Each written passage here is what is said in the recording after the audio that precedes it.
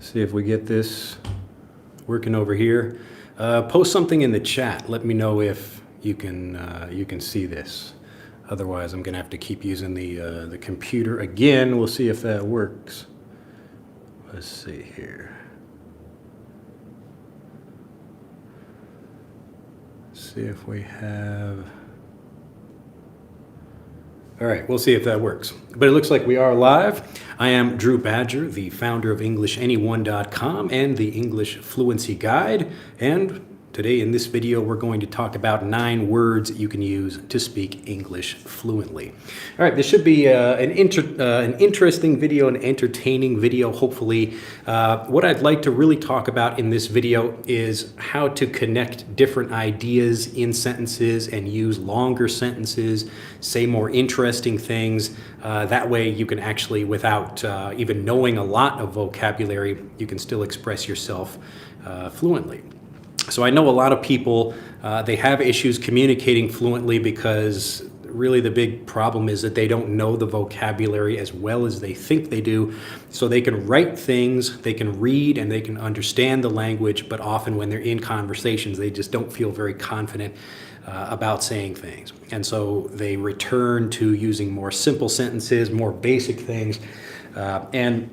So I'd like to help you actually with some more basic things in this video and show you that you really don't need to know a lot in order to speak fluently. Really, the key is to know the information very well, even simple things, and then use those to chain information together. So to connect different ideas, like we're talking about this thing and that thing, or we're talking about this thing doing something else, whatever.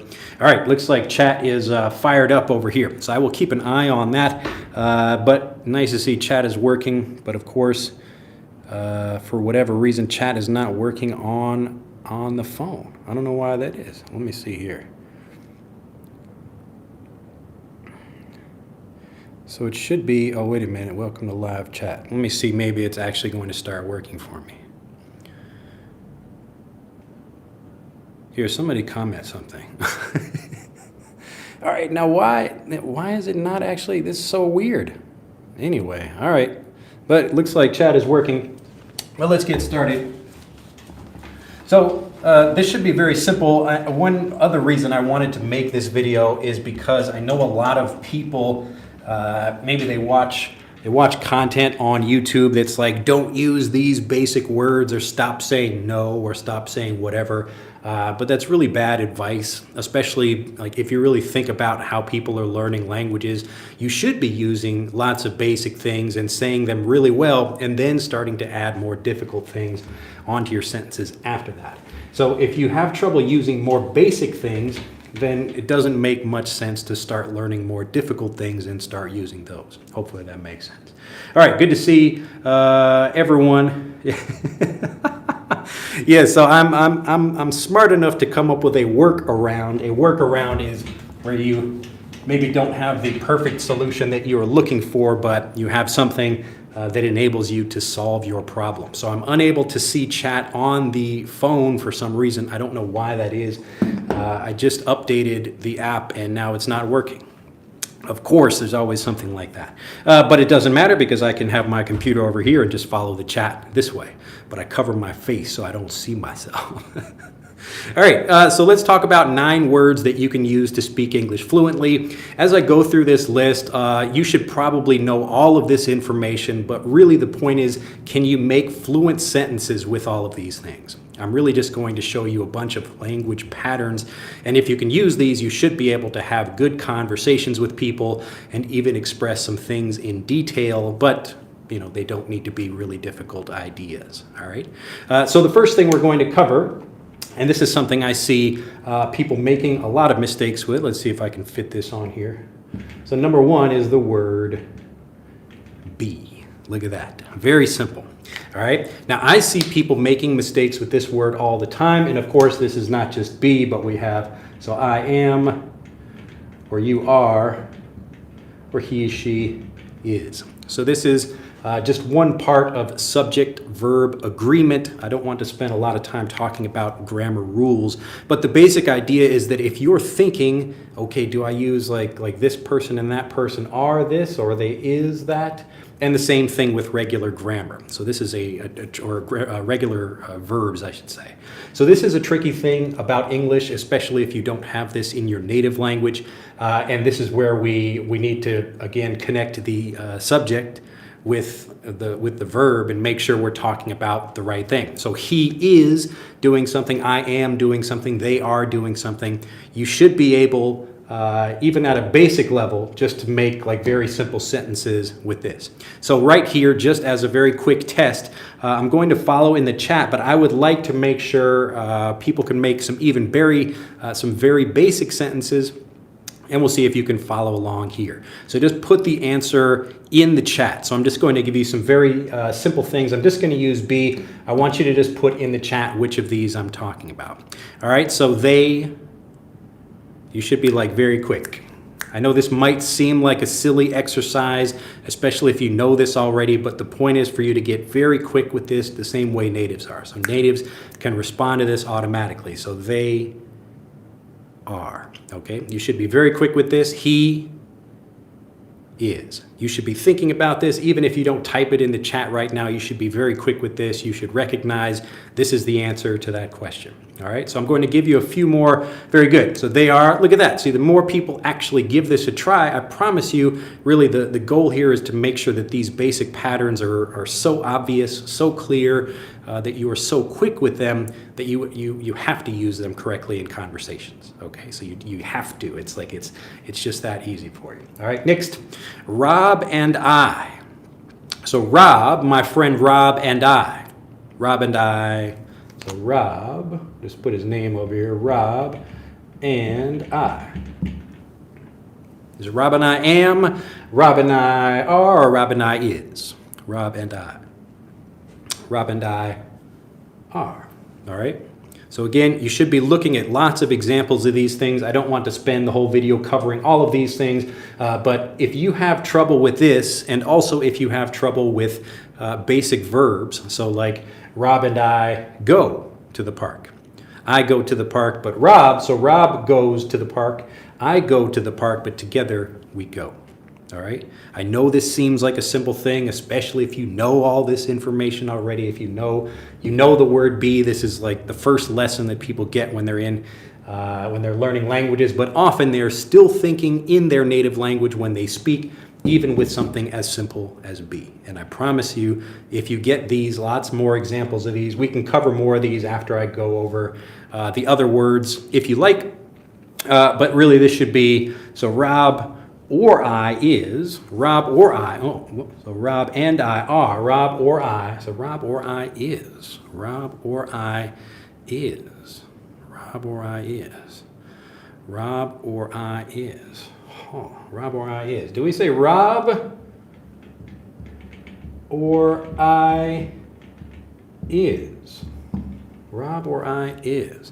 Now that sounds funny to me. Does that sound funny to you? Rob or I is coming to the Rob or I am coming to the park. So you could say Rob is coming or I am coming. So Rob is coming or I am coming. All right. So again, even something basic like this, if you were saying Rob and I is doing something, that would be incorrect. Rob and I is, we would not say that. All right. So Rob and I are going someplace, or if you say Rob or I am going someplace. So Rob, in this case, like we have like Rob is or I am. That's why we would use am here. So Rob or I am. All right. Now I know, see, look at that. Even a simple, tricky exam question like this, very basic thing. But yes, no native speaker would say Rob or I is doing something. All right. Rob or I am doing something. So either Rob is doing something or I am doing something. All right. Yes, that was a tricky one. All right. So I can go through more examples after I cover all of the words. But again, this is really to make sure you understand the basics and to show you that even something like this, that's really a very, very basic sentence, people can still make mistakes. So if you are still thinking am I saying this correctly? I'm wondering if that's correct. The whole point is to know these things very well so that you have that sense of correctness. It's basically a feeling you have where you know something is right. Or I guess the opposite way to explain that is if you hear something and you think, well, that doesn't sound right. Rob or I is coming to the party. Rob or I is coming to the party. No, we wouldn't say that. Either Rob or I will come to the party, maybe might say that, but we wouldn't say Rob or I is doing something. All right, I has an exception. All right, yeah, that sounds off. Again, like the whole point is you should be knowing it very well when you know, that sounds funny. All right, that will help you use these things correctly. But again, we can come back to more examples of this, but this is really, I put this number one because this is one of the really the most important things to master because you use it so often in conversations. So not just the word be, but when you are changing this depending on the person, and also for basic verbs as well. So if you have I go, then it would be I go, he, she, it goes, or they go. All right, so you have to be very quick with doing that. And usually people get into trouble when they have, like the example I gave of more than one person. All right, so like he and she are doing something. All right, let's see. What about it? Is it I or Rob? Typically, we would put yourself second. It's more of a politeness thing in conversations. So if I'm talking about a friend of mine, like she and I will be doing something. So I put myself second. I don't say I and someone else. All right. Usually, just for being polite, I would put myself second in the sentence. All right. Rob is going to the party, or I am not. All right. All right, let's move on. So the second thing related to this, so this is basic identity, where we're saying like one thing is something else, or we are describing it. Like today is hot. Today is hot. I am tired. All right. She and John are not coming to the party, so we're going to talk about the opposite of this as well. Not. All right, so our next word is not. Now this is quite easy to use. You don't really have to think about much, but the reason I'm putting it here, number one, because it's very frequently used, and number two, it will enable you to just say the opposite of anything you're trying to say. So if you are thinking of like I will go to the beach, if you're trying to, like you couldn't remember a good way to say not go, or like I will stay at home or something, you can just say I will not go to the beach. I know a lot of learners, they really care about trying to express exactly what they want to say. Usually they begin by thinking about something in their native language, and then they translate that in their head into English. And then when they can't think of the exact phrase in English, they get stuck. So they forget the word they want to say. They can't, what's that exact word? I don't know exactly how to say it like I would think about it in my native language. And again, what we're trying to do here is really begin with basic things and make sure you can say them really perfectly, but that you also feel confident about saying them. But remember that we have more than one way to express something. So if I say I stay home, for example, so I stay home, or I will stay home. I can just say I will not. So I will not do something, just saying the opposite of that. So obviously we can say like I will go. And if you want to remember, or like the opposite of that verb would be, so I will go or I will stay. But if you can't remember the opposite verb, just use not. Okay? Remember, there are many ways to express things. So you don't have to think like there's a specific verb you want to say. Just say the opposite of the verb you do know. All right? Any questions about that? Yes, I won't. So which is correct? It's too much hot in here, or it's too much heat in here. Well, both of those are basically incorrect. You might hear the second one used a little bit more. But again, this is why I wanted to make this video, because people ask a lot of things like this and they'll still have a little bit of trouble with even basic things. I promise you, if you master these basics, you really will be speaking much more fluently. So let's look at those examples, even though that's not what we're covering right here. But Alejandro, yes, that's a good one. So which is correct? It's too much hot in here. We would really say it's too hot in here. It's too hot.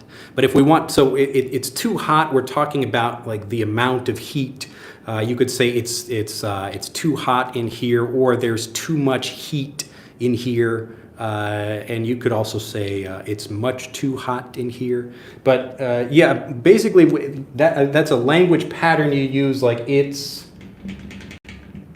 too and then something. So it's too hot, it's too cold, or I'm too tired. They are too fast. We are too slow. So if you're talking about the temperature of a room, or you're talking about even the weather outside, the same thing. So it's too hot out here. Right now in Japan, it is getting very hot. So it's very hot. It's too hot outside. Get very hot out here. All right. Sometimes I use I ain't to replace am not, is not, and are not. Yes, ain't. You can use ain't, like I ain't coming. You can use that. I would not write that though, so don't use that if you're writing professionally. You have to send an email or something, but you will hear that in casual communication. I ain't doing something. All right, so it's too hot in here. Gotcha, thanks. It's sizzling, extremely hot in here. All right, Savek says, you may find content you publish is perceived very badly. Publish or published. All right, so that's a good example. Again, not something we're covering right here, but I'll answer that question for you. Remember that you're thinking about like what is the idea here? It's never just about the words by themselves. You begin with the situation. So if you're talking about content you published, like only stuff from now and into the past, then you would say the content you published. The content you published, all right? But if you're just talking about in general and also going forward, like we imagine it will be the same kind of content, then you would say the content you publish. The content you publish. So one is talking about specific, like from the past until now, or we're talking about in general, which includes the past and what we imagine for the future. Okay, so you can say both of those. It's not about which is correct. They're both correct. It just depends on the situation. All right, so remember, we don't begin with vocabulary. We always begin with situations. The situation is the foundation of communication, and then we find the right words for that. And so we might have, like we have a situation, whatever that is, and there are many ways to express that particular thing. Okay, let's see. To is an adverb, adds meaning to the verb. Yeah, so again, I don't want people to think about like trying to judge what part of speech things are. It's just not helpful for you in a conversation, because you'll be thinking like, no, wait, is that an adverb or is that a conjunction or something? I don't know what I'm using. So the point is really to understand these with lots of examples, and that's how you really develop the sense of correctness. We want you to understand the patterns of language. That's what native speakers are doing. I bet most native speakers could not tell you what an adverb is or what an adverb does. All right, they don't know. All right, but they use adverbs every day.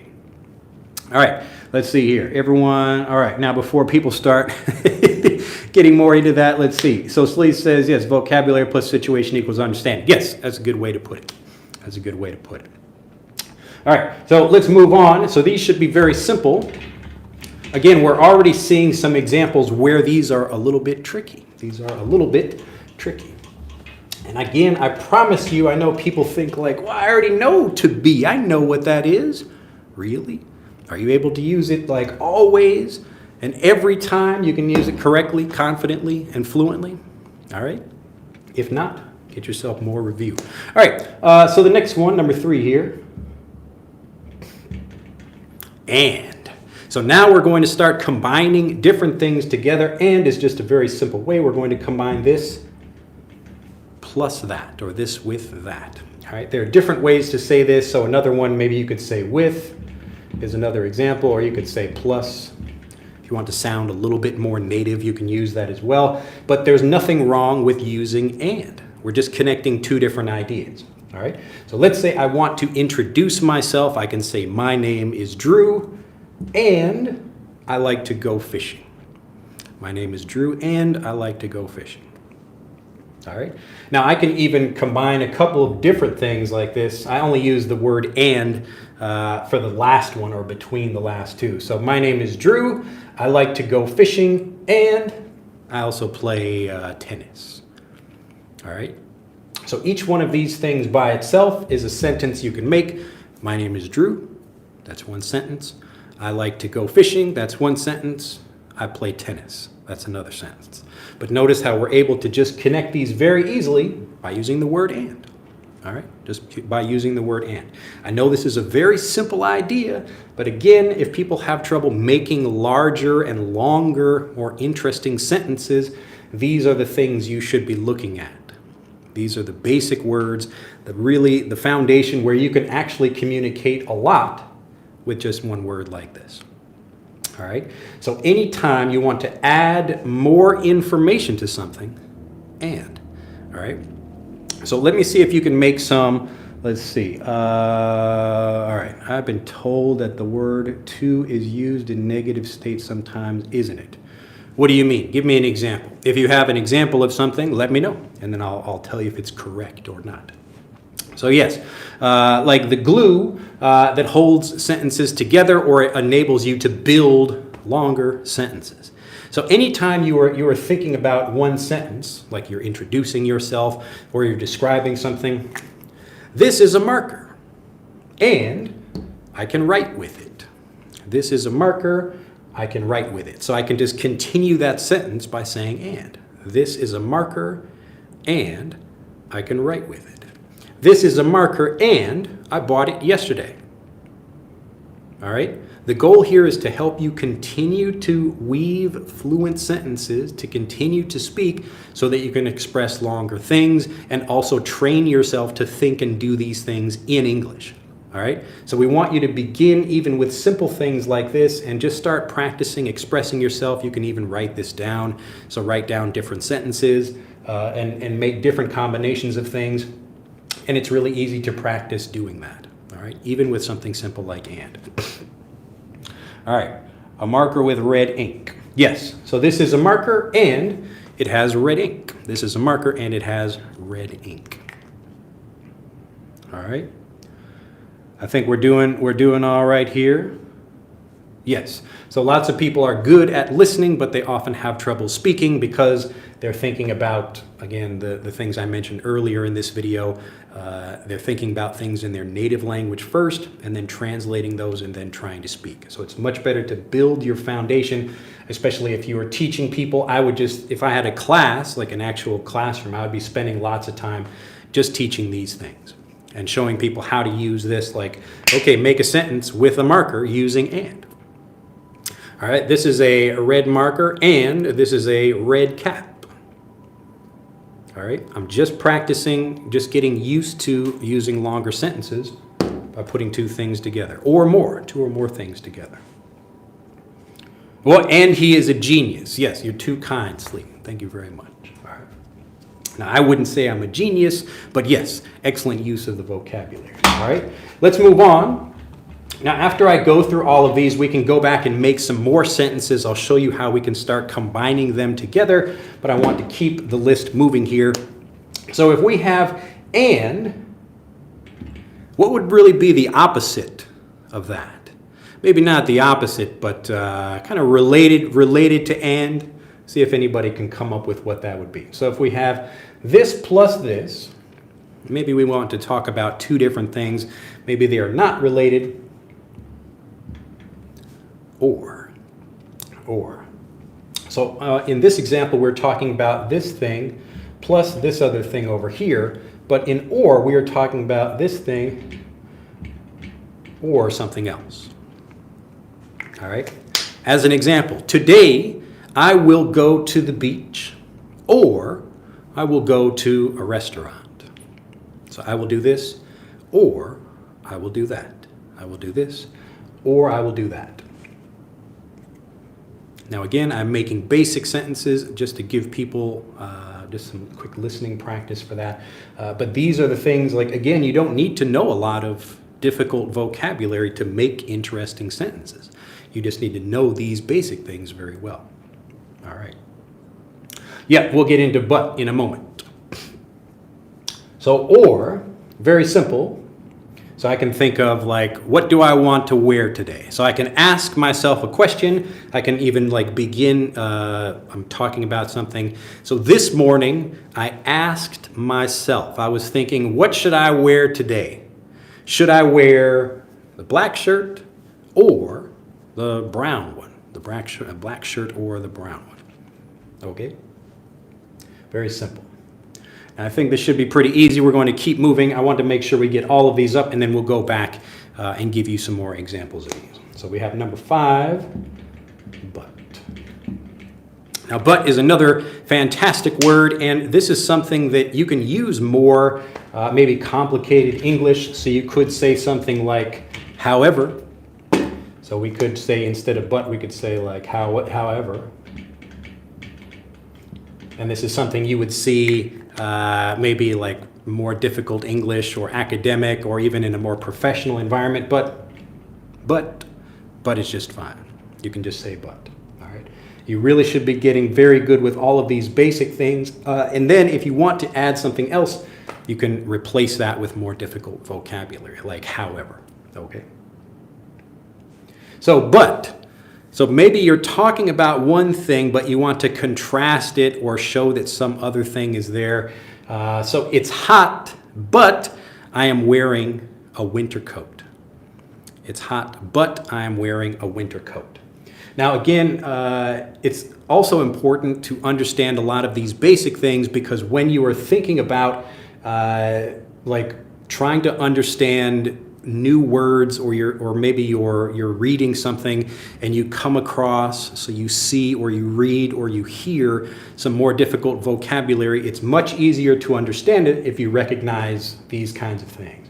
So if I say like a more difficult sentence with but, so yesterday I was confused by something. I don't know. I was confused by a question. But my teacher made it understandable. All right. So I was confused by something, but my teacher made it. And if you don't know, like what the, maybe you're not prepared for that word, you don't know. I use a word you don't know. Like it was perplexing. So my teacher said something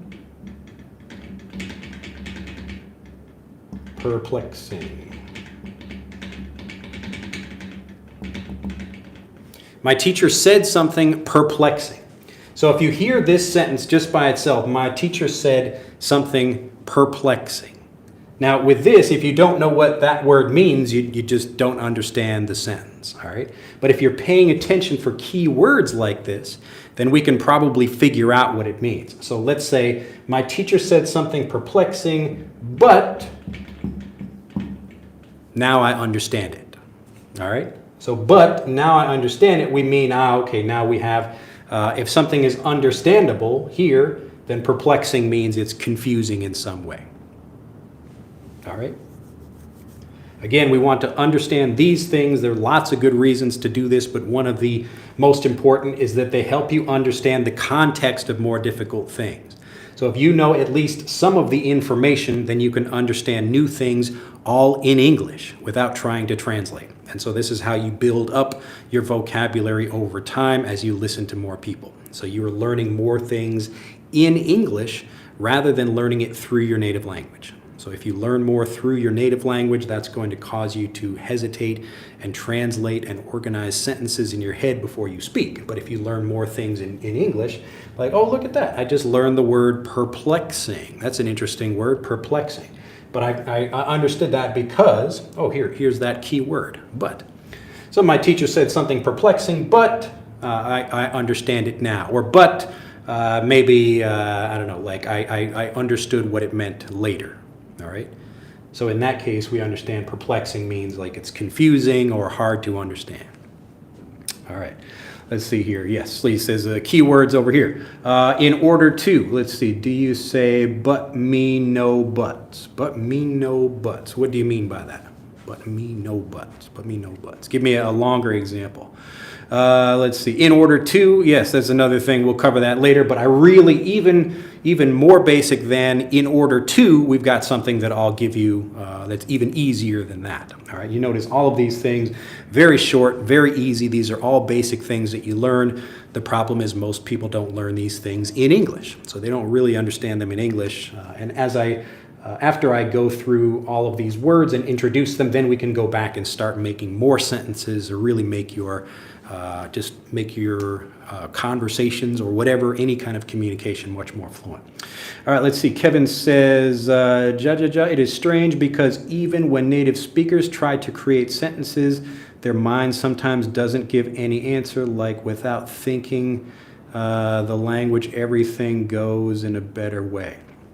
Yeah, I mean, but you will still think, like, even if I'm thinking right now, I'm speaking English and English is my native language, and I might think, like, I might hesitate for a moment and think, well, what's a better way to express something? I might not know exactly, but I'm definitely not thinking about grammar rules. So there's a difference between hesitating to think about the best way to explain something or hesitating because you're worried about which rule is correct.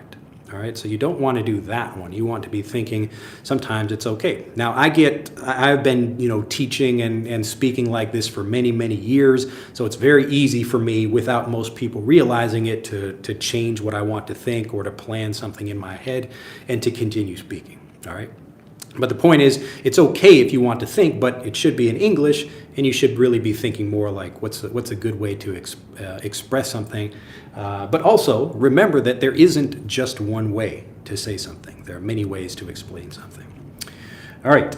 At the Yuri says, I don't have a direct experience in teaching, but these doesn't deter me to reach my goal. Yes, you would say, but this doesn't. But this doesn't.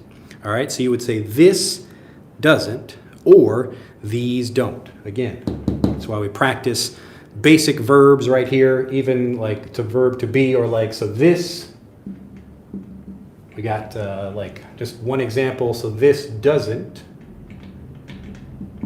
or these don't. So I know people might say, well, Drew, these are so simple. Why are you telling me stuff that I already know? Well, this is it. If you look at even the examples in the chat right here in this video, you will see grammar errors that are all basic stuff with this. All right. If you can't master the basics, don't bother with the more difficult stuff. It's just a waste of your time. All right. But I think we're doing all right so far. Let's see. Yes, teacher, I give you the reason. Yes. All right, I think we're doing all right there. Hey, Drew, you are a wonderful teacher from Dominican Republic. Thank you very much, Francisco. Let's see. But me no buts. Don't say but to me. You're always saying but.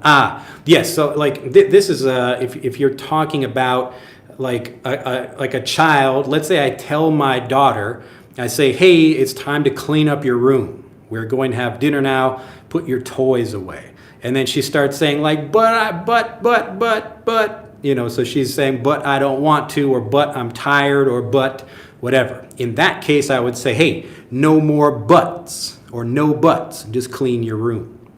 All right, so that just means stop saying the word but, stop giving me excuses.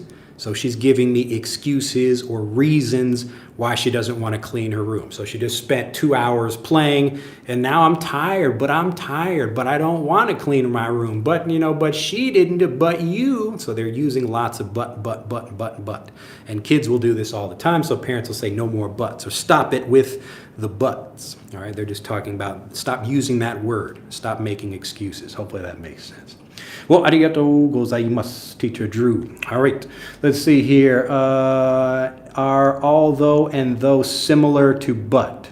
Yes, so those are, again, like I could go into more difficult things. I don't even want to cover anything longer than this. I really want to make it very simple and just show you how easy it is to have fluent conversations, even with very basic things. Look at this. They're like all 2 or 3 words long. You know, we could have with or plus in there, but we don't even need those words to have these fluent conversations or talk about even more complicated things. But again, it's these pieces that help you connect things. That's really the goal here. All right. So don't but me. Yes, I guess you could say that. Yeah. So don't but me. It'd be like using quotes around that. Although at the beginning, though at the end. Yes. So again, I'm not going to go into those unless people are asking and would like to know more about that. But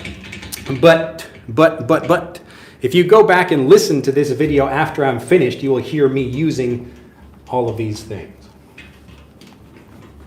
All right. So far we've covered some basic things. We've got a few more to go, and then we'll start putting them together to make some more interesting. See if I can fit all these things. 6, 7, 8, 9. Okay, all of that should fit on here. All right, so 6. So, now we're going to talk about a conclusion or what happens when something else happens. So I was hot. I was hot, so I drank some water. I was hot, so I drank some water.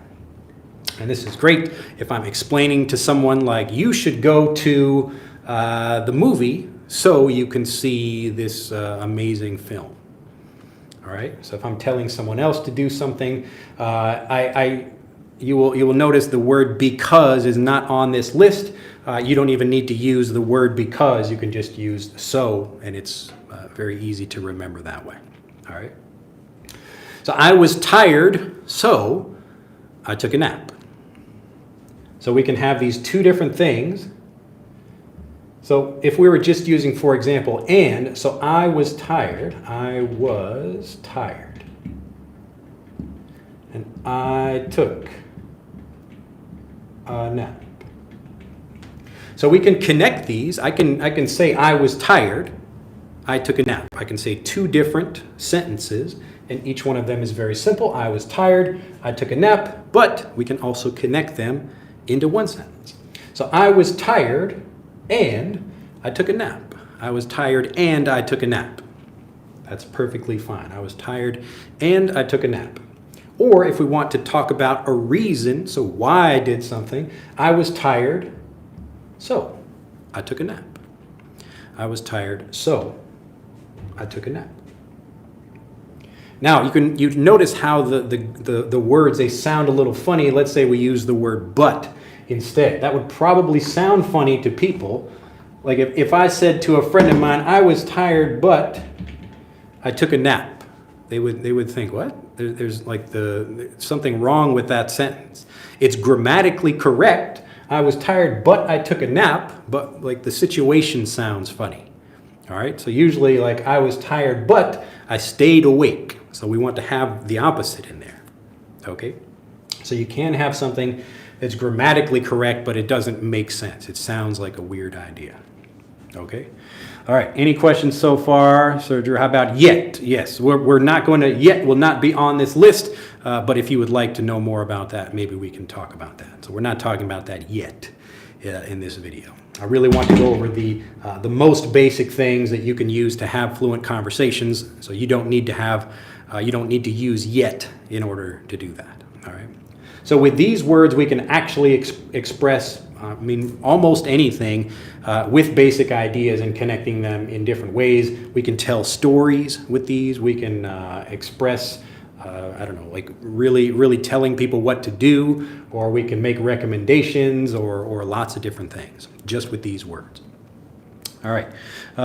So why are lying? You mean why? So why are you lying? Or so why are you lying? Do you mean? She was scared, so she lied. Yeah. So the food was so delicious. Yes, that's another example of where we have so over here. That's a different use of the word so.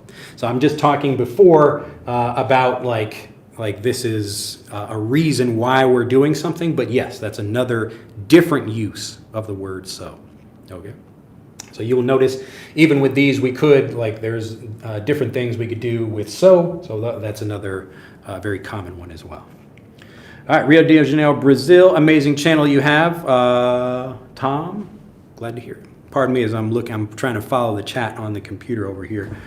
All right, let's see. But what is the meaning for so in this? I think so. I think so. Yes, like I agree. I think that is true. I think so. I think so. Now remember, there are again additional meanings of these words, but I just want to focus on like the one meaning I'm talking about here, which is a reason for doing something.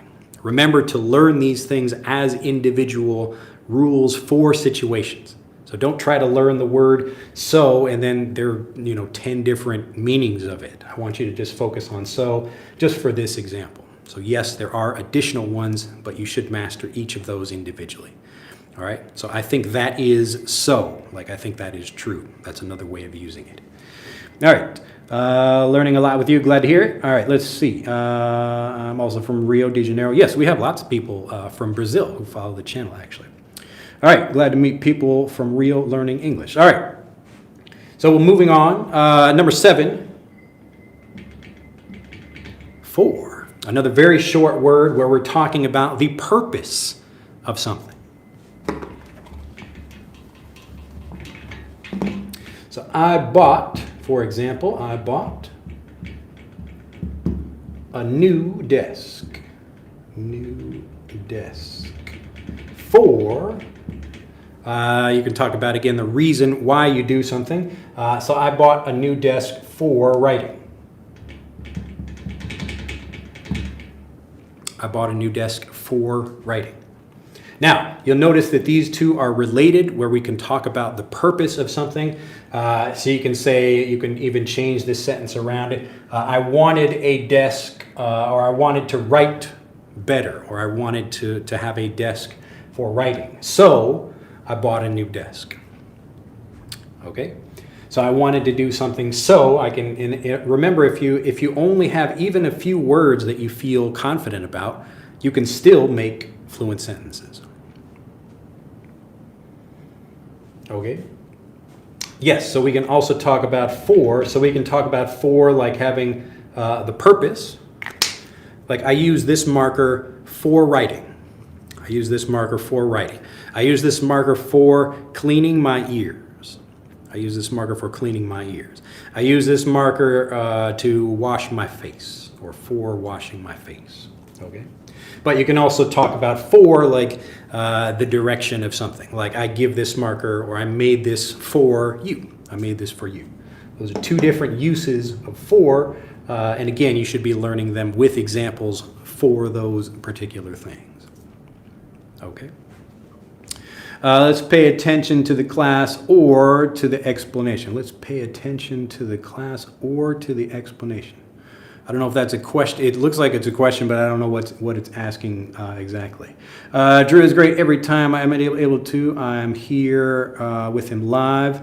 When it's not possible, I go to the lessons on replay. Yes, glad to hear it. Yep. So again, you don't need to be live with me in order to learn. It's still the same information. All right. Next, moving on, number 8. Of. Now, of, another very simple word. Notice how these are all very short, very easy, very common, but people still make mistakes with these things. So I might have of, like a group, and I'm talking about like maybe one part of that. All right. So this is a marker that I bought. It's a set of 3 markers. It's a set of 3 markers. All right. A set of 3 markers. Or maybe I have like a bottle here, and this is like a bottle of milk. A bottle of milk. A bottle of milk. Okay. I'll come back and start combining these in different ways in a moment, but just want to make sure everybody is following me here. All right. Yes, I make lots of mistakes like that, says Tom. I like to make exercises for health. Yes, you can say I would, or I like to exercise for health. Yep, That's a perfect sentence. I like to exercise for health. So to exercise rather than make exercises. I like to exercise for health or for my health. You can say that as well. All right, let's see. Up to this point, we have covered the practicalities of using content understandable for us. Yes, so that's another example of using for, where you're talking about like who, the purpose or the direction of something. Like this train is for, Texas or something. So that's the direction it's moving in. This present is for you. All right, so I can talk about the direction of something using the word for. That's a different meaning than talking about the purpose. They're kind of related, I suppose you could think, but they're two different things. All right, and the last one is if. If. Now, with all of these things, you can definitely make some more interesting sentences. And so what I'd like to do is have you just like tell me something, try to make some sentences yourself, and I'll show you how to make them with easier English. All right, some just very simple things connecting these different ideas. But this will be a little bit easier for me, and it will be more helpful for you as well if you look at these examples. Now, the most important thing from this video is not just the list of words, it's actually being able to use these. So people are like, okay, like now I know like we should know these words, but do you really know them well? All right, that's the key.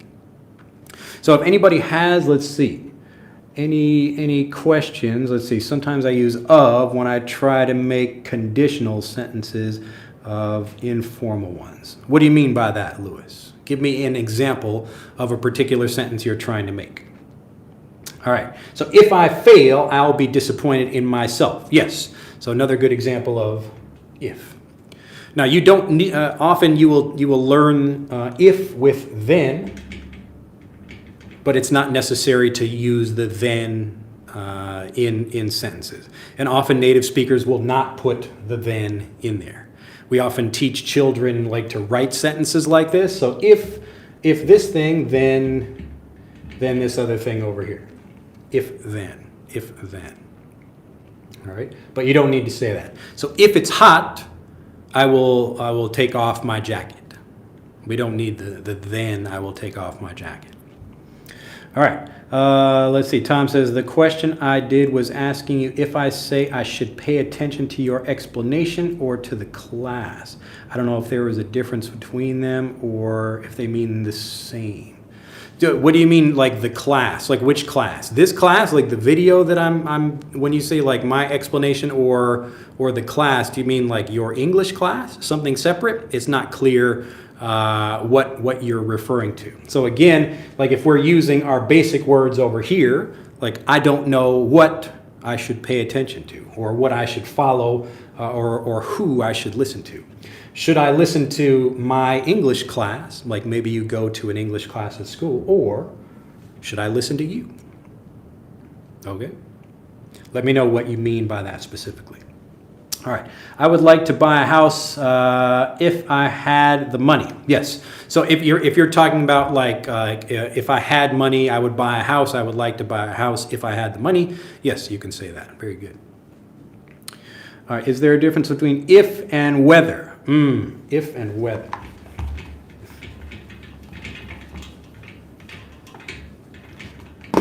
Again, rather than thinking about a difference between two words, you really want to look at specific situations. So, like if I go to typically if you're using if, we will have like one. It's like a conditional where like this thing happens, then this thing happens over here. But whether, we might use like whether to talk about like multiple examples or something, like at least two different ones. All right. So if it's hot, I will go to the pool. All right. But we could also say for whether, like whether it's hot or not, I will do this. So there's even like a different sentence where we're having like two different options and they go to the same place. So whether it's hot or cold, I still wear my jacket. Whether it's hot or cold, I still wear my jacket. All right, so it really depends on the situation, and rather than trying to just look at two words by themselves and seeing like what is the correct answer or how are they different, it depends on the situation. That's why it's so important to learn them from situations. All right, Lewis says, if I'd studied more, I would have passed. So in that case, you're using have. I know it sounds like, so native speakers are often saying this very quickly. So I would have passed. So I would have passed. I would have done something. I would have done something. So it's not would of. It sounds like that. Often native speakers are saying like I would have, because it's just faster and easier to say this. And this is why it's important not just to listen to people speaking clear, easy to understand English like I say, like in these videos, but also to hear native speakers and how they're doing it, okay? This is why we give you both in Fluent for Life, all right? So I would have done that. I would have done that. It sounds like of, but it's not, all right? If you write this out, the word is have. I would have. All right. Exactly the class which is happening right now. Okay, all right. So I still don't understand the question though. If if you mean the class or my examples. My examples are the class. It's the same thing. I still don't understand the question. Forgive me, but explain more if you'd like me to help you. All right, people, let's hit the like button. Look at that. Sita, nice to see you there. Yes, yeah, get the likes up. You know, my channel, I work like really hard. I know I like making live videos because it's more fun to do this than to take time and edit videos so I can actually answer questions. That's why I do this. But I'm always surprised. I would love to have more people enjoying the videos and benefiting more for them, and more people will find them, yes, if you like the videos. All right, I'll go if you go. Yeah, so that's a correct example, Miguel. Very good. All right, let's see if I had that. All right. So yes, hopefully, Lewis, you get the example. So I would have passed. I would have passed. So if you hear that, I would have passed becomes would have. And you might even also hear this as just like woulda. Like woulda. Yeah, I would have gone. I would have gone to the party, but I was tired. I would have gone. So I would have gone, but I was tired. I would have gone to the party, but I was tired. Now, this is often a tricky thing for native speakers as they're learning for young kids, because they learn to write these things and they think it's of, because they hear people pronouncing it very quickly and smoothly like that. So I would have done something. We're not actually writing that, though. It's I would have. All right, let's see. Kevin, let's see. I'm having dinner, so it's harder for me to be chatting. Yeah, or you could just say, I'm having dinner, so it's hard to chat. It's hard to chat. So it's hard to do something. Always think about what's like a simpler way to express yourself. It's hard to do something. So it's hard, if you know those language patterns like hard to do, then you learn hard to chat, or hard to eat, or hard to stop, or hard to this. And then you can also contrast that with easy to do something. So it's easy to stop, easy to chat, easy to play, easy to learn, hard to do something. Or you can say difficult as well.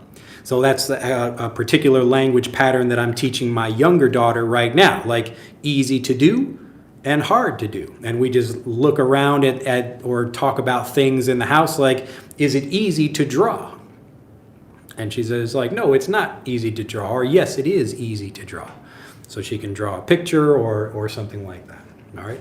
But when you hear those language patterns, even these basic things like that, that's how you can start using these, all right? And you will start using them more fluently and confidently. All right, I'm having dinner. Okay, we got that one. So exactly this class, which is happening right now. Sita says, okay, I got that one. I'll go if you go. Lewis says, could have. I've seen these written and spoken in informal English. Yes, hopefully you will not see anybody like writing this. The grammar of people in general gets worse over time, just like everything kind of breaks down over time, especially with texting. So people are not writing grammatically correct English.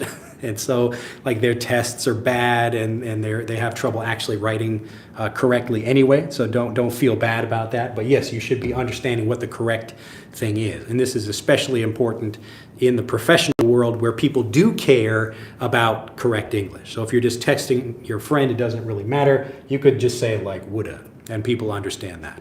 But don't write that on your job application or whatever. Be careful with that. All right. So real English versus class English. Yes, so what I call textbook English. It's correct English, but often it will not prepare you for how natives really communicate.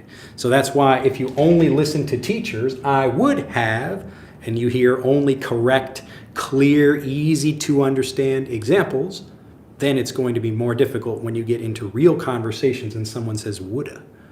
Well, I would have gone, I would have gone, I would have gone, I would have gone. All right, so people don't speak like that. They're trying to speak and express themselves as quickly as possible. All right, let's see. Mehak says, oh, I think I skipped. Let's see if I skipped anybody over here. I would have gone. All right, so if I were you and I know about this language, I will teach people or help them for be understood, so you should do that also. Well, that's what I'm doing. So I understand the language well, so I'm trying to make the language understandable. Yes, that's the point of these videos. All right, if it was rainy today, I would be enjoying the weather. So if it was rainy, oh, okay, yeah, maybe you like rainy weather. That's fine. Dran says, I'm eating ice cream while listening with Drew. Very good. All right. Or you can say listening to Drew. Same thing. All right, Daniela says, I think so. There are more meanings, right? Yes, so we covered so. We covered more of those before. And again, it's important not to try to learn like the word by itself and all of the meanings. It's better to take one word and one use of that and then get lots of examples of that meaning. And then you can learn other things by itself. So if we have the word so, we have different meanings of so. So we might have like the example before, like a reason for doing something. I was tired, so I took a nap. I was hot, so I took a bath. Okay? So there are other words like this or other meanings of a word, but you should learn one at a time and get a bunch of examples so you feel very confident. So you feel very confident about using that, and then you can learn some other ones. But don't try to confuse yourself by learning all these at the same time. This is where a lot of people make mistakes. So you're hearing me using so a lot. So they will try to learn one word and then all of these meanings with maybe one or two examples, and then they can't actually use these things confidently. It's much better to focus on one, get many examples until you really understand it, and then go to the next one. Okay? All right, let's see. And Lewis says, thank you so much for your answer. It's loud and clear, teacher. Glad to hear. I do like the way you explain. I learned British accent, and I get your accent very well. Yes, I think people even like maybe they're learning British English or Australian English or whatever. I'm making myself understandable to everybody. Everybody can understand me. All right. Let's see. Oh, it's so late. Here we go. So true. Xavier says, if I were you, I wouldn't go outside due to the bad weather. Yes. So in this case, you would say, if I were you, I wouldn't go outside. All right. So if you're talking about the past, now we're getting like more complicated here. But it's important to remember the time period you're talking about. So if we're talking about if I were you, so let's just have like a very quick example because people might be wondering about this. So this is now, and this is the future over here, and this is the past. If we're talking about something that happened like in a moment in the past, or if there was like some kind of time span where something happened, this time changes how we talk about a sentence, okay? Or how we describe a situation. So if I were you,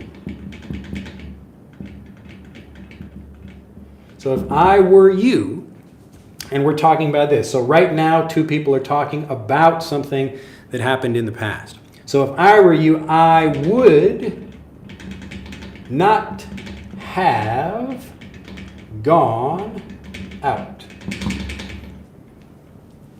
Again, it's two people right now in the present talking about something that happened in the past. So if I were you, I would not have gone out. So if this were me, if it's me in this situation, I would not have done that thing. Now, if you're confused about this, I don't want to spend a lot of time talking about this, but watch the video I have on have, where we cover lots of different examples and go into detail about like from basic to more difficult examples of have. All right, but the basic idea from that video is that have just means we're talking about an experience that's part of you also. So I have green eyes, or I have a black shirt, or I have a dog, or I have something like that. These are all things that like I control, or I own, or they are a part of me in some way. But there are also the things you can't see, like my experiences, my memories. So I have memories of things, okay? So if we want to talk about something that happened, like it's a part of me in the same way. So I have been to, like I have been to the United Kingdom. I've been to Britain, or I've been to England before. So I have that experience. So the experience of going to England, I have been there. All right.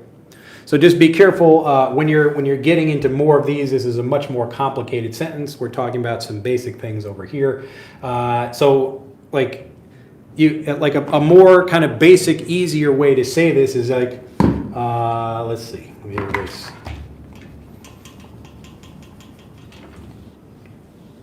You can just say like I would not have, and then whatever that thing is. You can say, I would not have done that. Or like, if you're talking about in general, like again, this is an example of someone talking about something that happened in the past, but if it's something that continues, or it's something that maybe will happen in the future, so I would not, whatever that thing is. So like, if I were you, I would not go outside. You're talking about in general, or you're talking about the future. All right. So we don't have the experience yet. So we don't have it. It's just we will have that. So if I were you, I would not go outside. I'm talking about in the future at some point, or I'm just talking about in general. All right. I would not go outside. But again, this is moving us into deeper water over here. All right. Let's see. All right, Drew's, let's see. Oh, okay, all right. So I'm so late, says Nils. But yes, it's good to see you over there, Nils in Wisconsin. All right, Kevin, true. All right, Xavier says, if I were you, I would. Okay, we got through that one. All right. And Eunice says, oh, unfortunately, I came late to the class. Can you summarize today's lesson, please? This is today's lesson. Going over basic words that you can use, and really a lot of people struggle in conversations because they don't know this information as well as they should. And it's important. I really want you to think. We'll look at the basic, one of the main basic problems that learners have. So let's say, so you have like a learner here. This is our English learner, and they want to say something. Okay, so they begin first by thinking like I'm like thinking what is the idea I want to say in my native language, and then I maybe translate that thing into English, and then I have something in English I want to say. So this is a lot of mental effort, a lot of mental processing you need. So they first think about something, translate that thing, and then they have something in English that they say. All right. The alternative to this is just like to understand the situation and think about it in basic English. Okay, so I can think of something complex to say, because I'm beginning with my native language first. And it's just a habit people have, where they begin with what do they want to say in their native language, and then they translate it, and then they speak.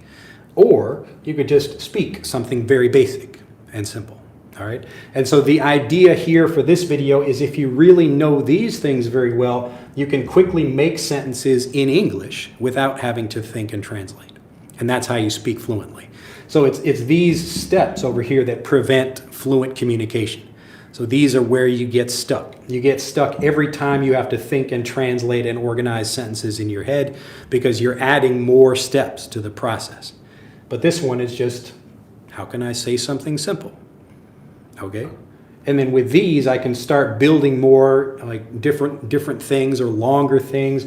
So the basic format, for example, of a story is like X happens, so Y, but Z, and that's it. So today, I was tired, so I went to sleep, but some aliens came into my bedroom and got me. All right, very, very basic story. And so we can continue this, like, so what happens with the aliens? So people want to know, well, what happens with the aliens? I was tired, so I went to bed, but the aliens got me. So what happened? So I was in their like alien ship, but the aliens fell asleep. So I escaped from the aliens. Okay, just as an example. But if you look at this, how simple is that? All right, and we can add it and make it more complex by putting and, like I was this and that, so this happened. But this other thing happened over here. And the point is, if you can get used to making these sentences in English first, just by looking at the basic building pieces of the language, if you get good at using these, and you get good by recognizing the patterns and practicing those and just hearing them again and again, then you can go directly to fluent speech. Okay, that's the basic idea. All right, Lewis says, been learning inverted sentences and it's not rocket science at all. Were I you, I wouldn't do that. Yes, that's another good way to say it. All right, were I you, you can say that as well. So, and as a result, consequently, yes, you can use more difficult things. I purposefully am not trying to teach more difficult things, but you certainly can use them. I know learners are like, well, I don't want to say so. That's so basic. I want to say consequently, as a result of. All right? And that's fine. You can use those things if you like, if you can make these sentences fluently. But if you already are trying to think and translate in your head, or if you're not quite sure about using things like what is the correct order of a sentence, like, you know, what pieces should you use, or am I using a word correctly, or am I don't know, maybe mispronouncing a word. If you are worried about all these things in these steps, then it's much better to just practice making simple sentences. And then you can add consequently and therefore and as such and other things like that. So all those things are great if you want to use them, but I notice a lot of people, what the kind of communication I get in emails and comments, and even you can look in the chat right here, the same kind of thing, is there will be, it's almost like if we imagine like here's like a word and then another word over here, and then like over here is like some difficult advanced expression. It's like, oh wow, like you know this like difficult word, and then like here's like some basic errors over here. So it's typically like this. You will have the basic errors over here, and then maybe some like there's an idiom or a phrasal verb or something that's used correctly, but the basic stuff is incorrect. All right. And so that's why it's much better to focus on these basic things, make sure you get them right, and then you can just think and communicate directly in English. All right, let's see. So Professor Douglas says, I would like to learn English because I want to teach other people to speak. So you'd say, I want to teach them to speak. Teach them to speak. All right, and that's another language pattern. You'll hear this, like teach someone to do something. Teach someone to do something. Teach someone to speak. Let's see, Mac again. I think we can also use when in an alternative to if. Yes, it's correct. There are other ways to use these or express these same ideas. Yes. All right, but I want to give you the most basic, easiest things that you really should feel confident using those. I want to challenge you right now. Go ahead and type a sentence and I'll read it, and if it's correct, then you can use something more difficult. But if there's still errors in that, then you have a problem that you should probably fix. All right? So grammar, using words correctly, this is the most important skill you can develop when you're learning a language. So it's more important than your accent, as long as people can understand what you're saying. So even if you have an accent, it doesn't matter if you speak correctly. But if you're not using the correct words, especially in your writing, your written communication, then you will still have problems, and you will always be worried about communicating confidently in an actual conversation. All right, let's see. I learned English watching videos in YouTube, and I just found Drew's channel, but I need to learn much more. Yep, Tom, focus. So if you enjoy my videos, I recommend watch a bunch of them. They will really be telling you about how to learn English like a native speaker, and how to get fluent like a native speaker, which is what I'm talking about here. So notice these are all basic things that little kids, excuse me, so little kids know these things as well. These are some of the first words that kids use. Like we had the example with but before. So my daughters was like, but I don't want to, but. And they will use words like this in their conversations. It's very easy to do this. My daughters are not using the word therefore. They're not using consequently. They might understand me if I use that, but they're probably not using that themselves. All right, so I don't speak to them that way. They might hear me use that with someone else, and they will understand it from the context, like, consequently means, so or therefore. All right, but I know that, like, you have to control yourself. And this is, I talked about this in, I don't know, maybe my previous video, where I said if you're like this example over here, if you're using more complicated things but you don't use them correctly, or you still have basic mistakes, then really get good with the basic stuff. It's very easy to do, and you will feel a lot more confident in your conversations because you know you can express whatever you want to express without thinking about it.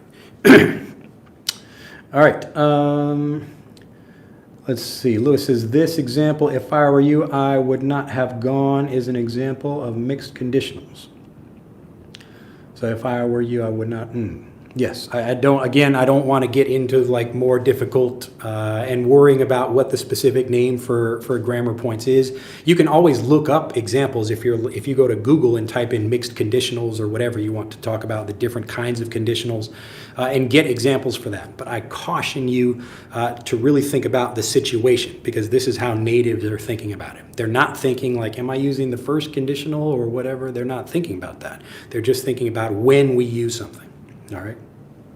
So I only like maybe using the name of a grammar point just so people can look it up if they want to. Let's see, what's the right way? Professor Douglas again says, what's the right way to use the word on to? I guess that's a use, that's used, you would say that's used to express something related to aim or go. Well, typically you're talking about, like, an example would be you're physically putting something onto something else, like to go on to something else. H. Ray, in that case, would we say, if I had been you, shouldn't we? Well, I mean, in no time are you the other person. So it's not really like the rest of the grammar from the sentence makes it clear we're talking about the past. So it's not necessary to say, like, if I had been you, I would have done something like that. You don't need to like double the grammar in the same sentence, because we know what we're talking about. But in general, I will never be you. I was not you in the past. I will not be you in the future. So if I were you at any time, really that's what that means. Like, it doesn't matter if we're talking about the past or the present or the future. So that's the simplest way, because I'm not going to be you in the future. So we don't need to like make that a special point.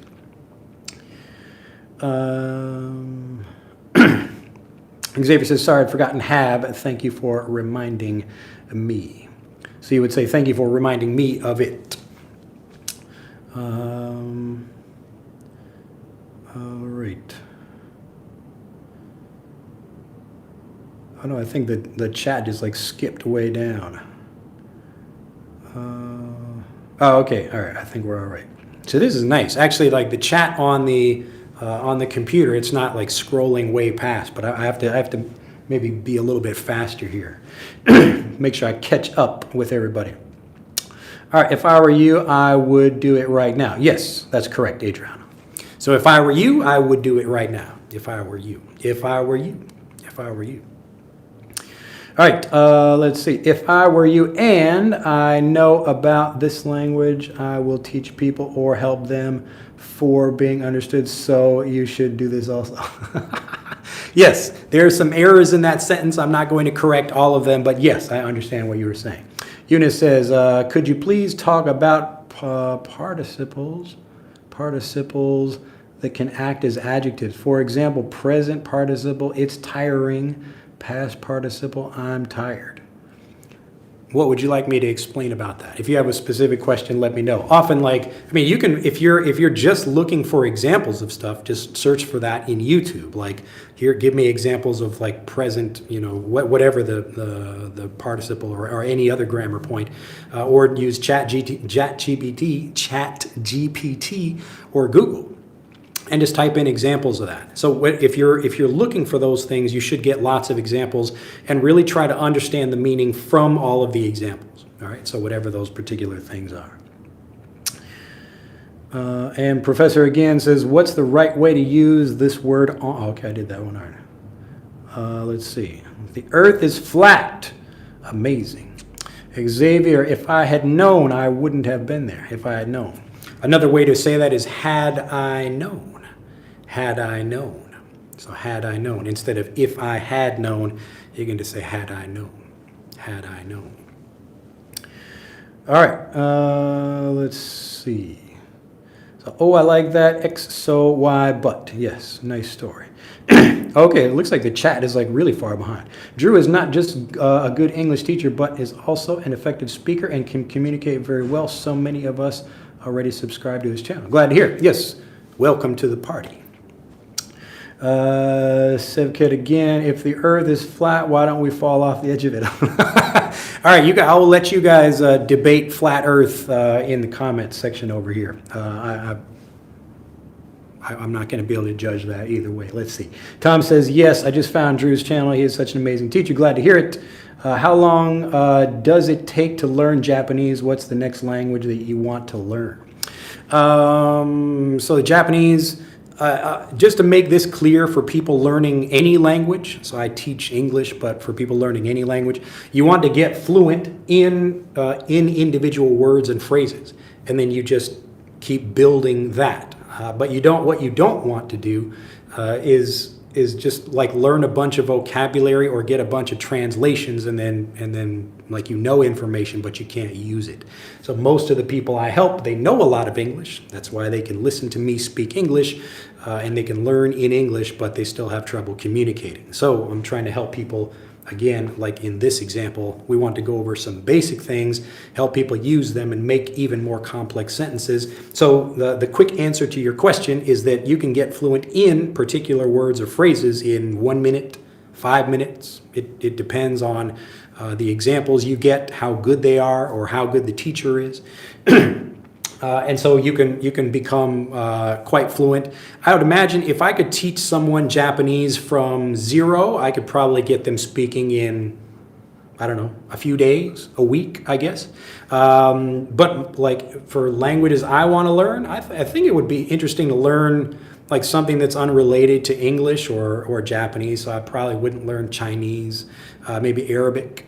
Or something that has like also a different written language. It would just be interesting to try to do that. If I had someone who could teach me like I know how to teach, but I've not found that.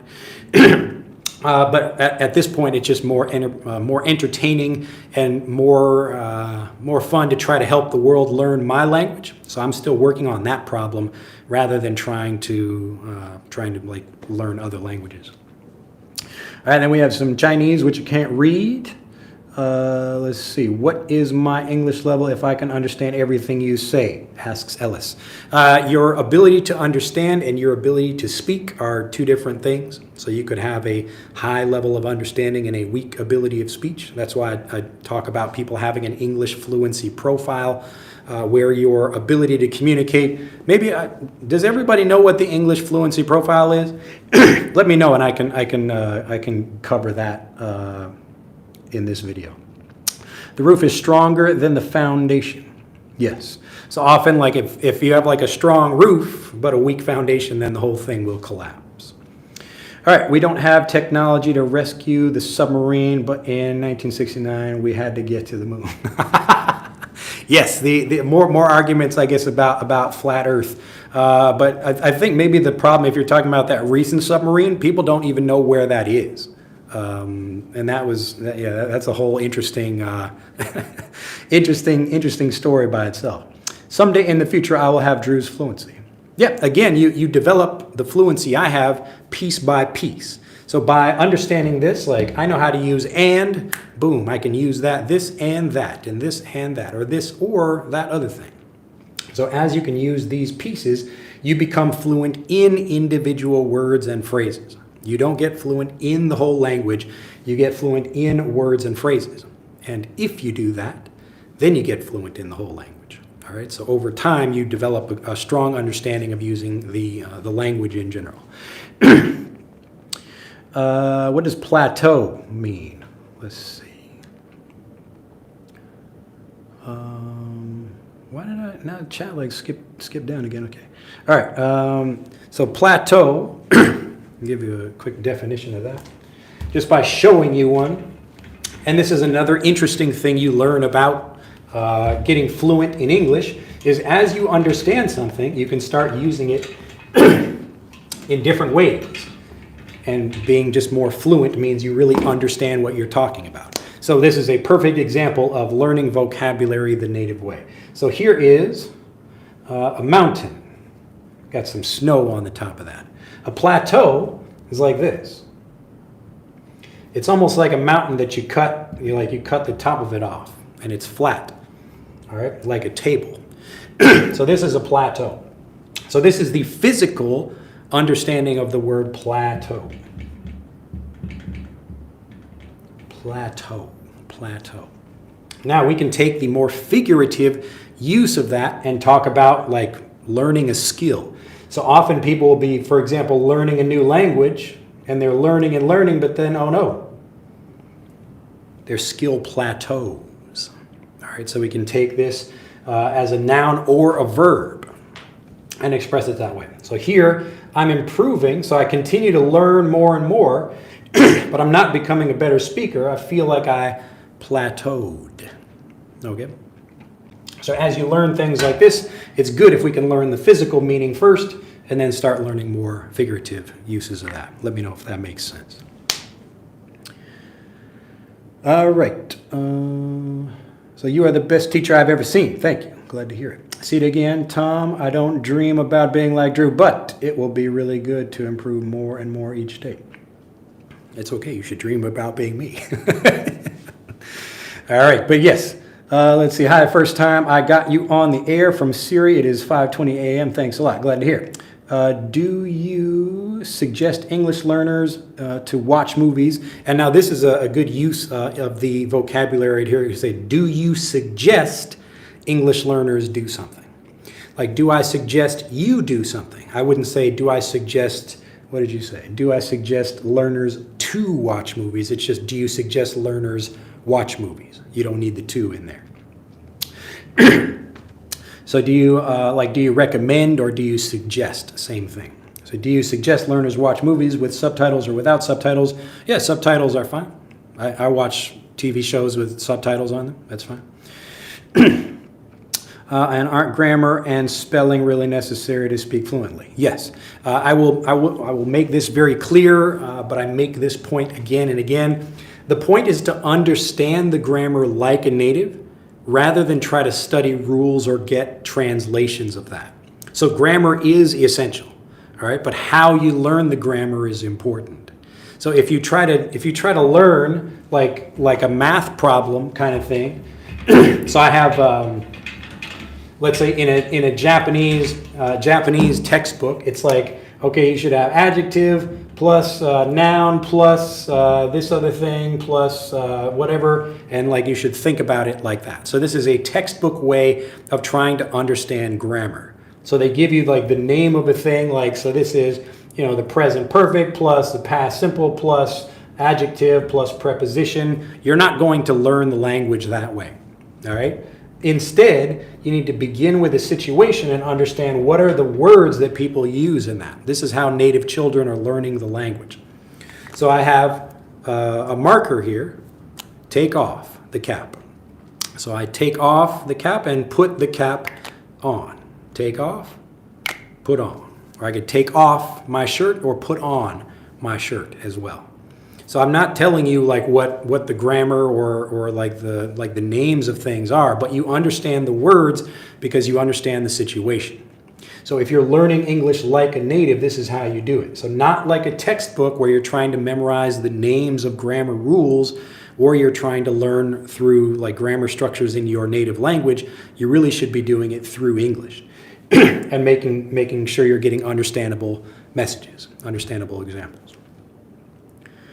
All right, I've been told by a friend who is English, so who is an English teacher, she went, you have to think in English and stop translating what you are going to speak. If you like it, go for it. Yes, Lewis, so again, the reason people translate is because they, like, it's much easier to give people a translation of a word than to really help them understand it in the native language, all right? So if I wanted to teach you Japanese, I've given this example a lot, but if I have like a couple of different things, if I want to teach you colors, there are two ways I can do this. The first is just to give you a translation. So I use your native language and I just say, okay, this is this color, and this is that color. Or I could teach you in Japanese by making it understandable, okay? Maka, maka, maka, kuro. Kuroi maka. Kuro. Kuroi maka. Kuro. Kuroi shatsu. Kuroi shatsu, kuroi maka. Ao. Aka. Akai maka. Ao. Aoi maka. Okay? So I'm helping you understand it by connecting the situation with the vocabulary. I don't need your native language to do that. So I can teach you Japanese in Japanese just by making it understandable. Okay? Now, you might forget what I taught you, you know. So the next day, I would probably give you another example, something related to that. Look, like here's another black thing, like kuro, aka. Ne? Okay? So as I do that, you will automatically come to understand, and you will feel like, look at that, I got it. So it's not because I told you what something means. You discovered that for yourself because of me making the language understandable. All right? So just like here, I take a situation and give you the vocabulary for that situation rather than trying to give you translations or rules. All right? Hopefully that makes sense. I've already tried to learn Japanese before some years ago. I'd start a course but couldn't finish it. Yes, I'm not aware of a Japanese course that teaches like the way I'm talking about. I wish there was one. I would be using it if somebody could teach me like that. Yes, so plateau and flat are cognates. Well, it's important to understand like a plateau has a flat top, but a plateau implies like there was some kind of progress first. All right, so maybe you were like moving up, but now you're just moving sideways. All right, so it's not exactly the same. Yes, plateau is a French word, isn't it? I'm from Morocco and I can speak French. Yes, I'm guessing plateau is French. It sounds like it is. It should be.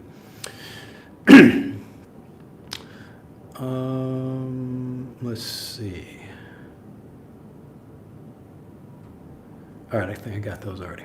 All right, Eunice says, your approach is really helpful to think and speak English, speak easily and effectively. I'm trying to watch all your previous video lessons. Yep, glad to hear it. Also, if you'd like, what I do mostly in YouTube videos is trying to explain the importance of learning English as a first language.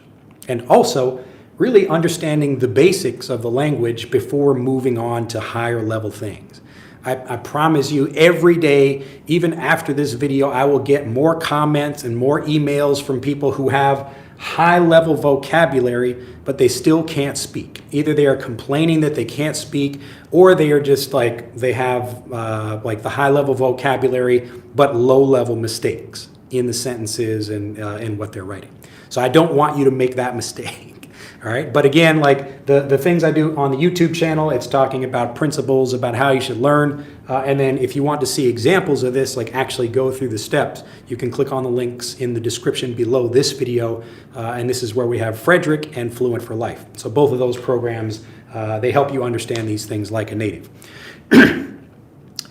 Let's see, Slee says, how can I teach a student who insists on being fluent in English in general instead of being fluent in a specific phrase segment because they find it slow or believe it's a waste of time?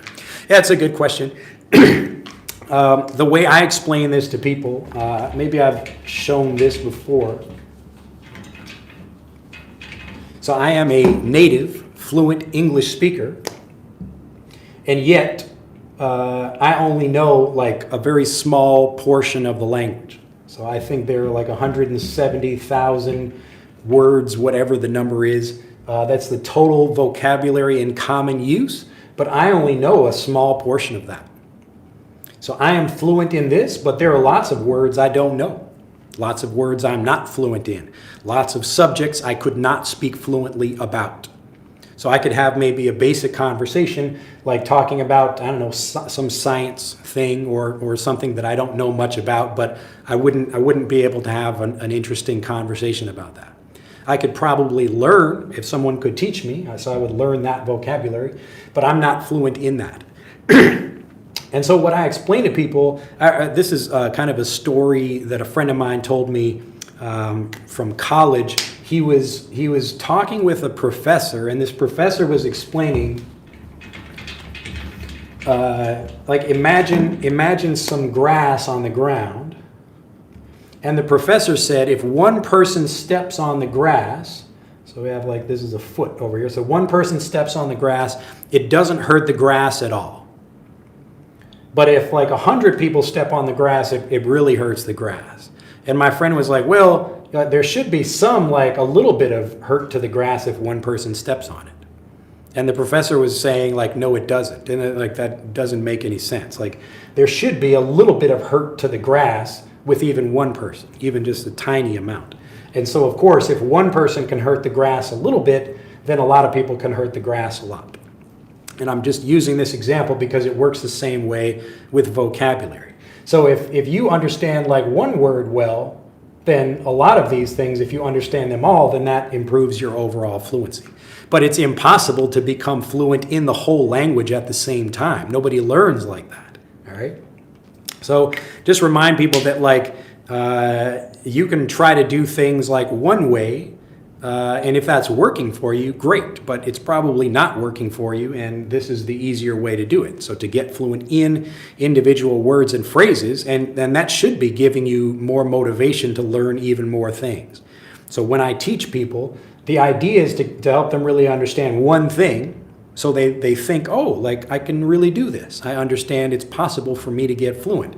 If I can get fluent in one word, I can probably get fluent in 10 words or 20 words or 2,000. Okay? So that's how that process works. Let's see. And Krish Yoga says, hello, teacher from India. Good morning. Nice to see you there. All right. What your course offers, says Mehak. So you can click on the links in the description below this video if you'd like to learn more about Frederick and Fluent for Life. But the basic idea with Fluent for Life is that most students, they have like most of the people I help really, so they're here. They already have like a pretty good knowledge of the language, but they can't use it fluently. And so they want to get up here to the fluent level. And part of this is not understanding natives who also are going to speak like the language is faster. They're using maybe a less clear accent. So some people mumble, they don't speak well or clearly like I'm speaking now. And also the vocabulary is much different. So there are kind of two ways that learners are trying to do this by themselves. The first way is where they try to jump directly to this information, maybe by watching movies or TV shows or something like that. So they're trying to just go up here, but it's often too difficult, and they find that they can understand movies, but they still are unable to speak. So this is way one. Way two is where they're kind of doing the same thing over and over again, where they're watching more YouTube videos that are like taught by people like myself who are trying to teach them some new vocabulary. But because the vocabulary is all clear, it's all easy to understand, they're not able to get to this level. So they learn more, but it's not preparing them for real conversations. Okay? So notice these two different approaches. Either you try to go directly to this by yourself, or you do more learning with teachers. And this is why lots of learners, like they could be in English classes. This is not just YouTube videos, but you could be taking English classes in real life for many years and still not be a good speaker because you're not really prepared for the different language of real conversations. So what we do is basically method 3, where we try to give you a staircase to get up to here. And that's how Fluent for Life works. So Fluent for Life is giving you examples of the real language, but we're going to teach it to you in different steps. So we don't overwhelm you with information. We're going to focus on vocabulary. Here's some grammar. And then here is the same vocabulary, but spoken by natives, how natives would say it. And you're learning about the culture and other things like that. But it's basically taking this and giving this to you in the right steps, which also gives you review of that information. So you have basically these 3 different approaches for learning. And so if you think you can do this way, that's great. A lot of people try to learn that way, and some people become good speakers that way. You can. It's quite difficult to do. Learning more with teachers will teach you a lot. It will increase your vocabulary, but will probably not make you a good speaker because it's not preparing you. You're just like going up. You're not going up and over. All right? But this is how we move you in easy steps and make sure it's easy for you to communicate. So that's what Fluent for Life is. So what I do in these videos, it's still a lot of like this kind of thing where I'm teaching you principles for learning and also teaching you some vocabulary. But you really should be hearing how natives are really using those things in conversations. And that means you can't learn with only me. So in Fluent for Life, we've got lots of different examples, teachers, like myself, but also mostly people from just everyday life, giving you examples of how people would normally speak. All right, so real natives from the UK, England, United States, Canada, Australia, people all over the place. So as you see those examples, then you become prepared for conversations. That's how it works. Let's see. You have the impression to be stuck. I don't know if is that a question or let's see. Let's see. Because you're so used to quantity and cramming instead of depth and understanding, they just want more and more advanced vocabulary. Yeah. And so I try to do that and this is the balance that I have to work with as like a person on YouTube. So my videos would probably be more popular if I was just like, here's like 10 more phrases. But I just can't. I can't do it because it doesn't really help people very much. So that's the trade-off.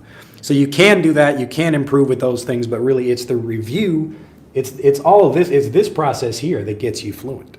All right. But the nice thing is you feel the fluency improving as you go through these steps. So every lesson should really be making you feel more fluent.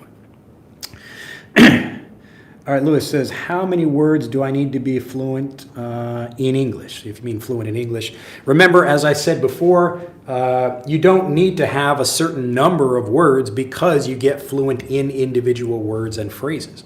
So this is not about like you don't become fluent if you get 1,000 words or 10,000 words. You get fluent as you understand each of these words fluently. So you get fluent in this word. You get fluent in this word or this phrase. And then as you do that with word by word, each word, then that naturally becomes fluent. It develops into fluency in the whole language. That's how it works. So don't worry about trying to learn 10,000 words. So like students think, and this is, I've shown this graph before. So students think like as they continue to learn more and more, like let's say this is like number of words. So the number of words, and we'll just say, let's see, I don't know, let's say this is like time over here. I guess it's kind of backwards, but just imagine. So people think like as they get more and more words, like suddenly there's a magic number where fluency goes up. But this doesn't happen. And this is why I know students who know 5 words and can't speak. I know students who know 100 words and can't speak. I know students who know like 10,000 words or 1,000 words and still can't speak. And that's because there is no magic number that depends on how many words you know. It doesn't matter how many words you know. It matters how well you know the vocabulary. Okay? How well do you know the vocabulary? So as you learn each one of these things and you know them very well, okay, now I really understand how to use it. I understand it like a native. I feel confident about that. Now I move on to the next one. And then I learn that one. Okay? And so we do this like in Fluent for Life with particular topics. So we want to really focus on one topic, make sure you understand it very well, and then you move on to the next one. Very easy. So you get fluent in those particular things. It's not about like knowing a certain number of vocabulary. And this is why, another good reason, why little kids speak better than many adult English learners, even though the adults know more words. All right, remember that. All right, I'll say that again. Often many children, native English-speaking children, speak better than adults. So speak better than adult English learners, even though they know fewer words. All right, Tom says Drew speaks Japanese very well. Yes, I'm trying. But again, I recognize like I'm getting fluent in words, word by word, for Japanese. So as I learn more words, sometimes I might learn something but don't really understand it. So I know that word and I can recognize it when I hear it from someone else or read it in like a newspaper or something, but I can't really use it confidently myself. So I don't have that ownership level of that word. So other words I do know fluently and some words I do not. So I know I have to go back and review that word or to understand it better to use it fluently. But how'd you do that if it wasn't something visual, like showing us markers? So again, like if I'm giving you the marker example because most people who watch my videos are not native Japanese or they don't know Japanese anyway. So it doesn't make sense for me to give you like a more difficult. I could probably teach you something more difficult in Japanese that doesn't depend on like a visual example. But usually what happens when people are learning a language is you should have some kind of foundation in the language first. And it's easier to do that with a visual example rather than me trying to like explain it to you or something using translations. So you have to pick when you're teaching someone. Either you're going to make it understandable in the language, and that's what helps you learn to speak, or I'm just going to give you some translations and grammar explanations, and that's a little bit faster, but it stops you from speaking.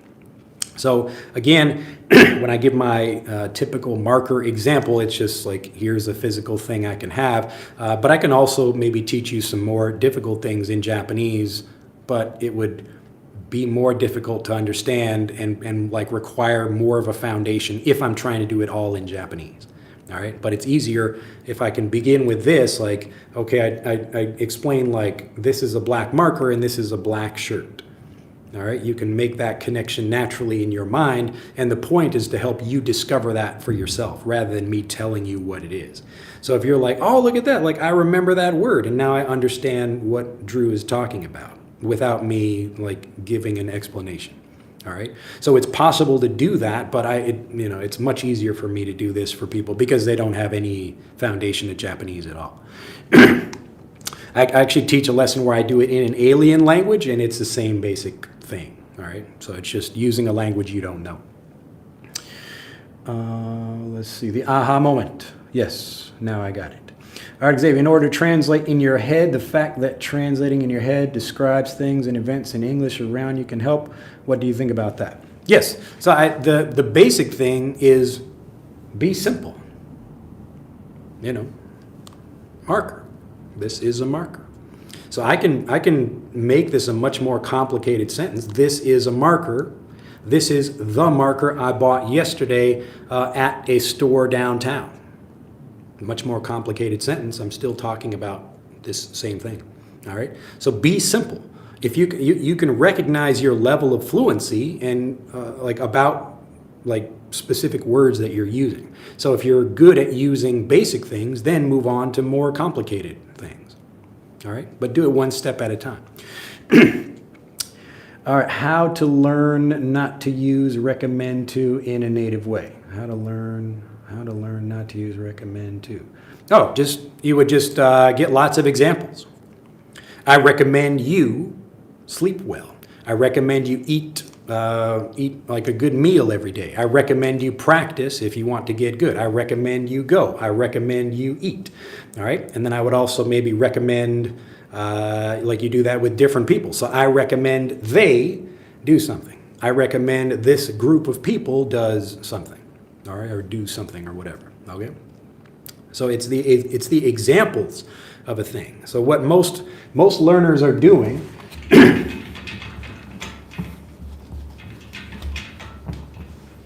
The typical ESL, so English as a second language way of learning, is you spend like a lot of time getting like grammar explanations and then only a few examples.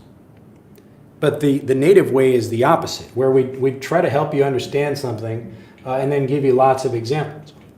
And so with that, like if you're looking for a particular, like a sentence or language pattern, then like I recommend you do something. So you're just talking about a particular person and what do you recommend? So I recommend you go. I recommend you watch. I recommend you listen.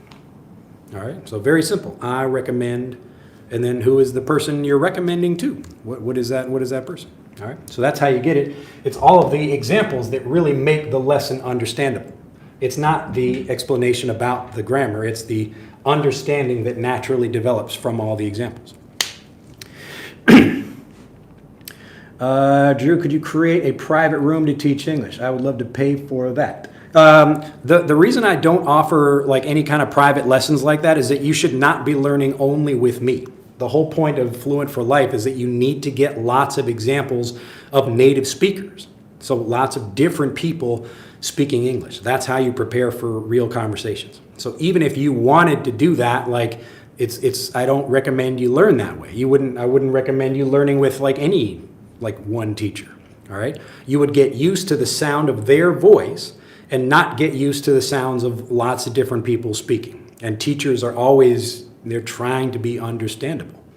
All right. So you have to be listening for people that don't care if you understand them or not. All right.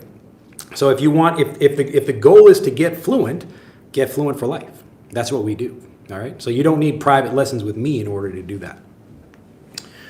Let's see. That's what happens to me. Some vocabulary, but no fluency. Yeah. So most people are fluent in some words, but not fluent in others. And that's because you get fluent word by word. You don't get fluent in the whole language. You get fluent.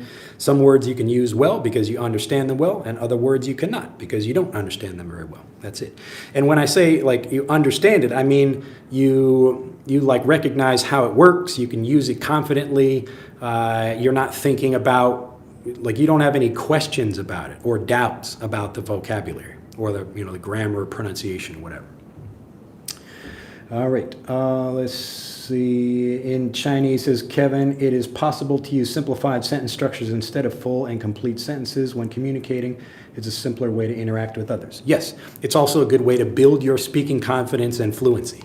So as you get good at using simple things, then you can move on to more simple things or more, adding more simple things together or just making more advanced sentences. So each of these things, it's a language pattern, and you're just putting these together in different ways, like the story example I gave before.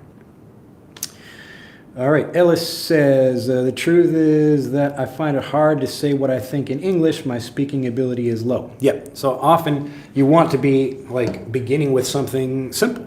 All right, what's a simple idea? Most people could say something they want in an easier way. All right, the point is to get good at doing that in English. And this is what we teach you to do in Fluent for Life. All right, how to use yet phrases. I'm not going to cover that yet. So that's something I didn't bother to go over in this video, but yes, this is another common thing. I don't have time to cover it in this video, unfortunately. But I would recommend you look for examples of that. You can just put that into Google and just get a bunch of examples. All right, I have to leave. Let's see. Good morning. Practice makes perfect. Yes, so practice, but understand practice is like increasing your level of understanding by getting more examples. Practice does not mean you trying to speak and say something like repeating that again and again. Practice means getting a varied group of examples. So this is what I call naturally varied review. Naturally varied review. All right, Hadri, please recommend practical ways to be more articulate. That's this whole video. Watch this video again. This whole video is the whole way to like be more practical about that. What about idioms next online class? Maybe, says Lewis. Good morning in Japan. Good night in Brazil. All right. John Albert says, the stressing the word when I speak and take it slowly to communicate helps me a lot. I hope everyone can also do it. Yeah. It's frustrating as a teacher. Yes, I think Slee is talking about what I mentioned before. You just need 2%. Yeah. My best mother tongue don't exist phrasal verbs. What is the best way to learn phrasal verbs? Learn them visually. So I have a whole program about this. It's included in Fluent for Life. You can also search our YouTube channel for phrasal verbs and you'll see examples of this, how to do it. You learn it visually first. All right, Kevin Lynn, you are a good teacher because you don't want to be the sole English teacher of your students. You encourage your students to enhance their English skills through alternative methods. Yes, I mean, I don't really recommend you learn with a bunch of different teachers. I mean, you're probably going to get some of the same information or it's going to be more people explaining words and grammar because a lot of people don't teach the way I do. But I do recommend you get examples from lots of native English speakers. All right, so you need to get those examples. All right, well, almost done here. Kids can communicate better than adults. That's true. Yeah, and again, it's because they get fluent. They really understand that vocabulary, not because they try to learn more words. Kids are never really trying to just learn more vocabulary. Like, they don't get like a vocabulary book and just try to learn that. It's all natural. All right, I hear someone say about proficiency will get you fluent. Yes, so understanding is what I'm talking about. All right. Look at that. We got to the end of the video and the end of the chat. But hopefully this makes sense. Remember, I know people might be thinking like, oh, I don't want to like review the basics. It's like, okay, then use them incorrectly in conversations. You know, these are the things that you can do, and you can really make lots of more fluent conversations or have more fluent conversations even with simple vocabulary. And this will teach you to do this in English rather than doing it in your native language. So if you are translating, get to the basics. Start expressing things you want to express in simple vocabulary, and that will help you use it more confidently and fluently. All right, but it looks like we have, let's see, Drew on the board, so students don't get bored. He teaches how to get that aha moment. Students will be fluent. Yes, remember you get fluent word by word as you understand one word or one phrase fluently. Then you're like, ah, now I got it.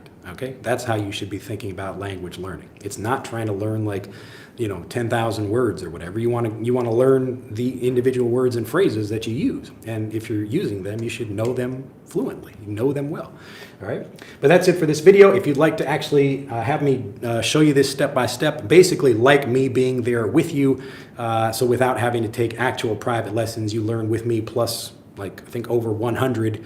I don't remember how many natives we have in the program, but lots of different natives.